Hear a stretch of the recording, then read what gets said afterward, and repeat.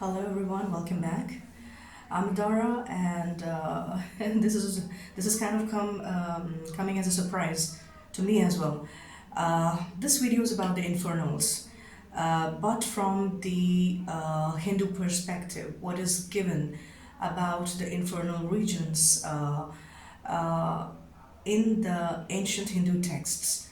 Thousands and thousands of years ago, the sages in India, ancient India, they talked about heaven and hell in a very different way than what Abrahamic religions tell us.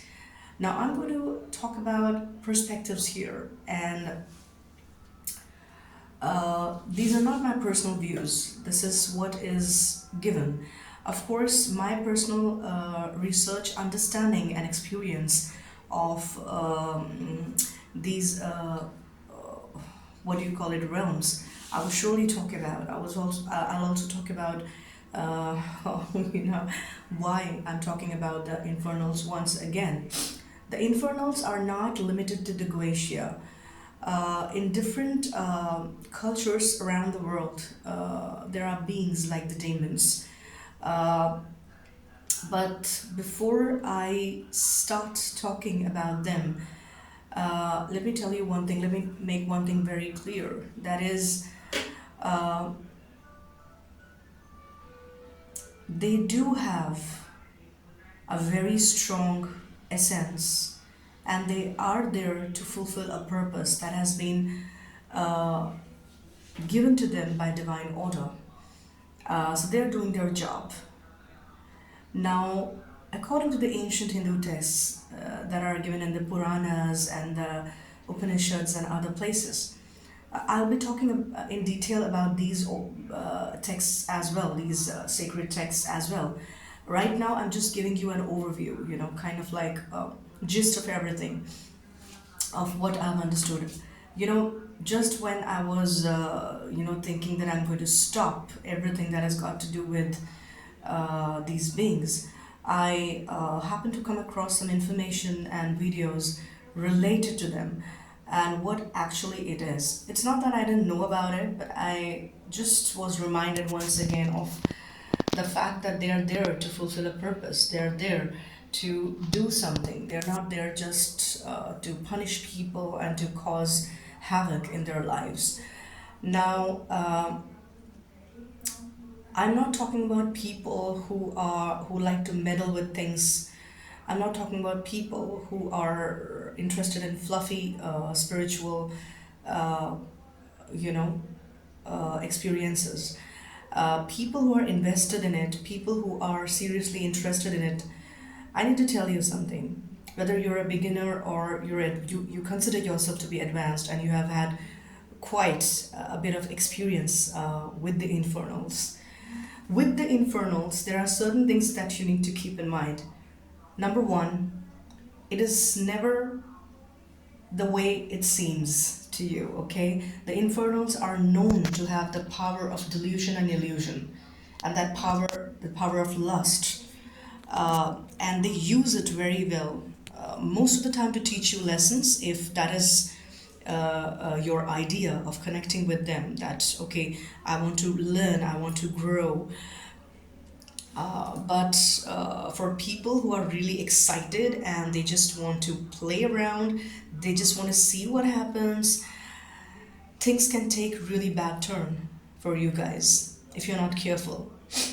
Now, these beings are not, I'm talking about the kings and the queens, they are not the rulers. They are not inherently bad, but they come from a state and a level of consciousness which is very different from the heavens above and the earth. The earth, according to the ancient Hindu text that I'm talking about, is in the middle. It's the middle ground. It's the place of possibilities. It's a place of choices. It's a place of free will. As you go upwards or you go downwards, that choice is not there. What is there is there. You just experience it. Okay?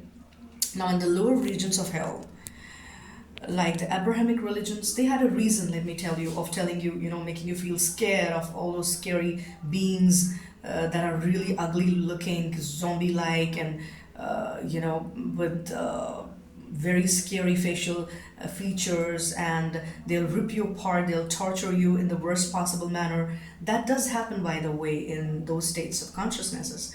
It does.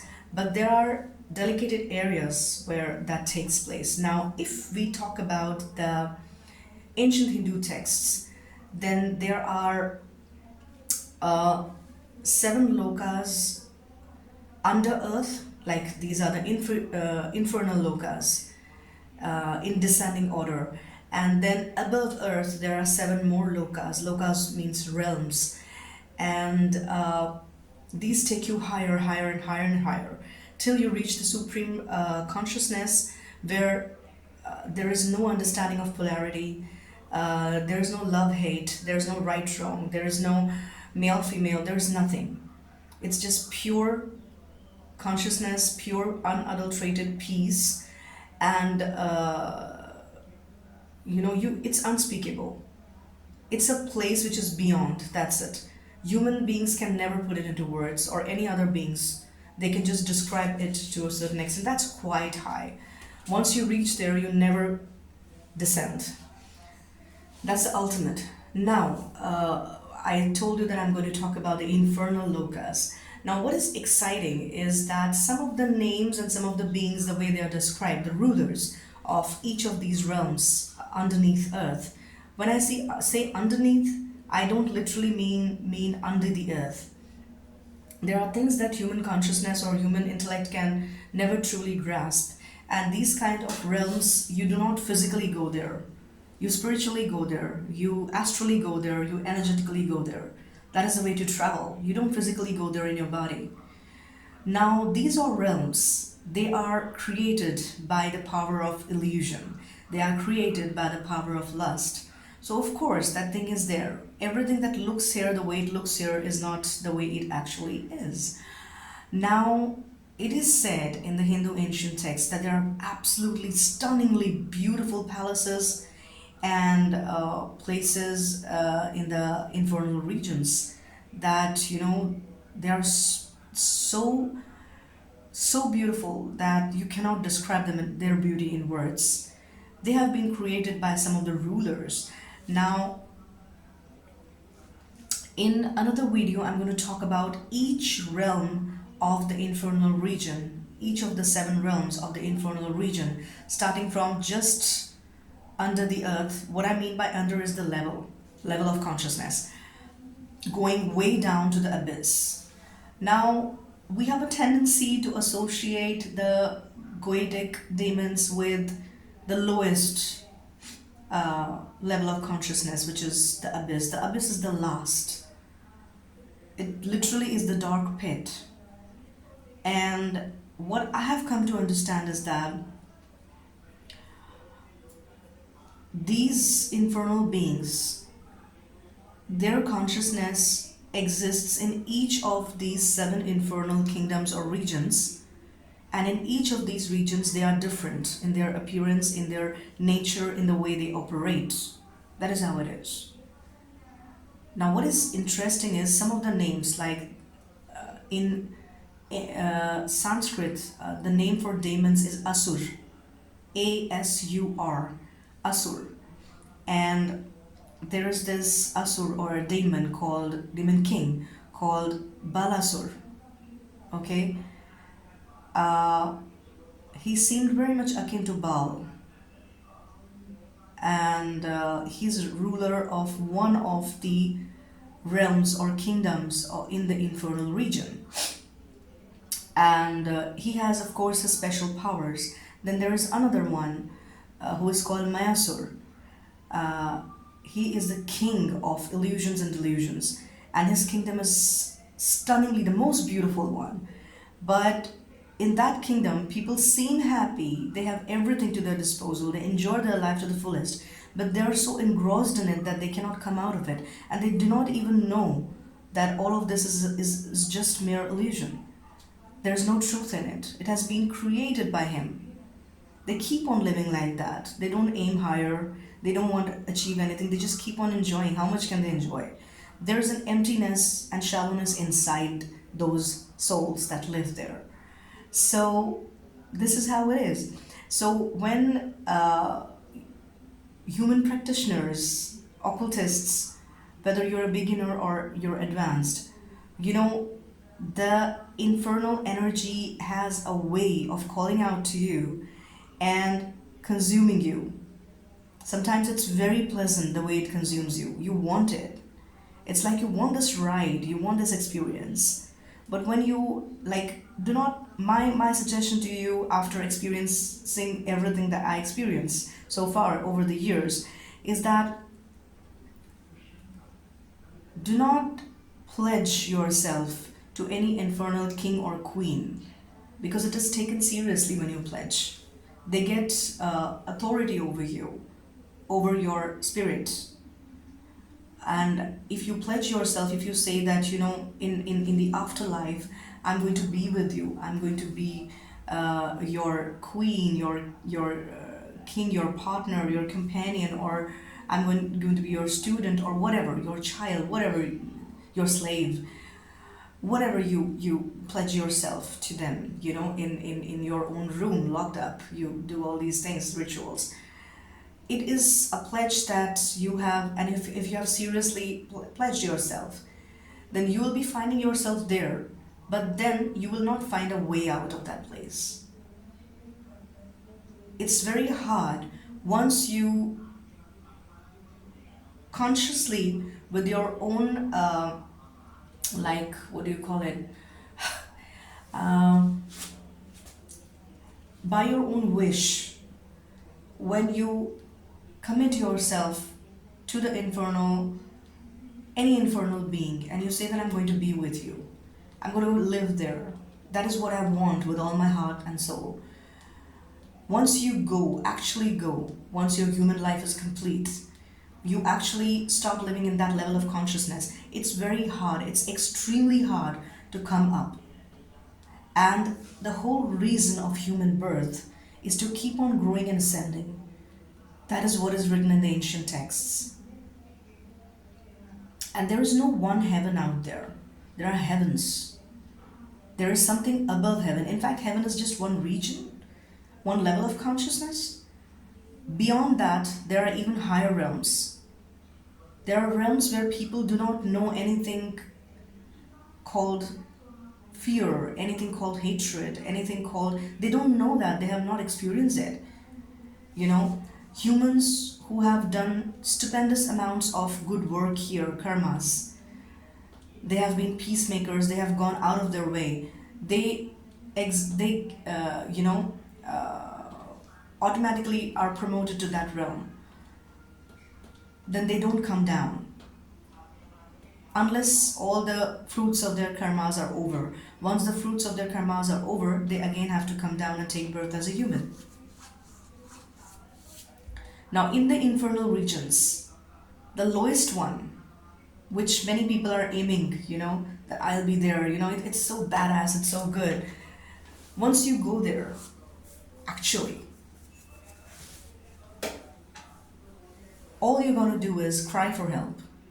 That place is not meant for a human soul. A human soul that's normal. Of course, if a criminal goes there, or if you completely become like them, you get into their mold, you get into their energy, and you're comfortable like that, you're completely transformed, then you're good to go there. But earth needs a balance. Earth does need everything, if you see, look around you, exists in polarity here, which means there is an option to choose. There is day and night, there is male and female, there is beautiful and ugly, there is pleasant and unpleasant, everything, all kinds of tastes, all kinds of experiences. This kind of thing you get on earth. And as you keep on going down, when you reach the abyss, it is a place where it is a place of torment, it is a place of pain and suffering in its extreme form that maybe we cannot even think about. It is. And I've done lots of readings with lots of spirits. I must say, except for a few who have come across a strong or very few, one or two or three spirits that have not wanting, that didn't want to connect much, didn't want to reveal much. All spirits cooperated from the infernal regions, and I'm very grateful for that they did that. They have been respectful with me. The spirit companions of my clients I'm talking about, and I thank them today, all of them. They have showed me what their realm looks like. And you know what was fascinating was I never went through all these ancient Hindu texts, and then I get to know that there is one realm, one region in hell, in infernal region. I'm sorry, I won't call it hell, where everything is illuminated um, by the beings themselves. They emit light. There is no need of the sunlight does not reach there is no sun, or they have their own sun. Like it's a thing like a sun, but it's not sun. Everything around is illuminated, even though everything around is like twilight. It's like a twilight zone. There is no day and night. It's always like that, dark. But every being, everything, even the plants and whatever creatures may exist there, they emit a light of their own, which is beautiful. It is beautiful for a human being to conceive of a place like that, that you emit your own light. Uh, so many of the beings, which is very exciting, that are communicating with the humans and making companionships with humans are from that realm. And it is, I think, third realm or second realm from downwards. Maybe I'll research on this and I'll let you know. Many beings, and many beings also take the form of serpents, which is exciting because in the infernal regions there are one or two, yeah, there are two specific realms that where the beings are serpent beings. The lowest one, and I think the third one. I'll research on this and get back to you. And what is interesting is that many spirit companions have a serpent like thing about them, especially those who say that, things emit a light on their own, we emit a light on their own, on our own, I'm sorry. So, this is again something interesting to note. But my purpose of making this video is to make you understand that no matter how advanced you consider yourself to be, infernal kingdom is a place that you would never ever understand completely while you're here on this body. You're at a level of consciousness in the 3D. You do not know what goes down, down, down, and deep down there. You have an idea. You have an idea, but unless you have experienced it, you do not know what it is. And another interesting thing about this whole topic is that while living on earth, we get to experience these realms as levels of consciousness. Like literally, physically, you're not there, but whatever you experience in your life, like the suffering, the pain, the burnout, the feeling of euphoria, the feeling of pleasure, the feeling of, extreme happiness and extreme sadness, the mental breakdown, the mental illnesses, the momentary pleasures, the indulgence, all of that. Actually, you're experiencing different levels of infernal consciousnesses while on earth.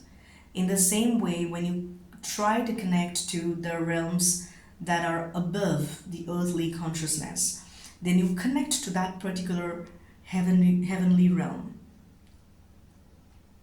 Okay? Just like the infernal realms, the heavenly realms also have different levels of consciousness. The closest one to earth, that realm is very much similar to earth. Above it, there is the heaven where these, heavenly divine beings, they exist. There is pleasant music, there's pleasant dancing. There are stunningly beautiful beings that live there. and there's a kingdom, there's a king that rules over that place. But even that place is not the ultimate. You have to keep going above.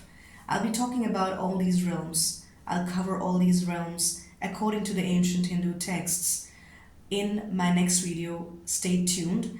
I think I'll be bringing something more about these infernal beings very soon, though I'm not actively working with them, but I have decided that I'll be bringing their messages to you. And now whatever I wanted to achieve, being on a spiritual path, was to strike a balance between the light and the dark. And I think I've already started on that journey. uh, I know where I'm coming from. I know why I am here. But this place has really fucked with me, and the infernal connection to the infernal world has also stirred in me emotions and feelings that I have to delve deeper into, and I have to make peace with those. So I'm ready to take on another interesting journey ahead. If you want to be participate in this, if you are with me in this journey, then I would really appreciate if you write a comment in the comment section below. I know many of you have been disheartened by my sudden change of, you know, uh, what do you call it, spiritual path. But this video I'm bringing to you again, to my surprise, because I have been contacted by the infernals again. And I don't think this journey is complete. But I had to give this message to you today. Please be serious about what you commit yourself to. The infernal regions are not the ultimate destination. You have to eventually move, uh, keep on moving higher and higher till you again reach earthly realm, and then keep going higher and higher to the heavenly realms. Now, the Abrahamic religions are not wrong when they try to scare people of demons. They are not wrong. Why? Because the mainstream population, they do not understand what they're dealing with. They don't know what they're doing. They have limited understanding of things. So this was the only way to protect them.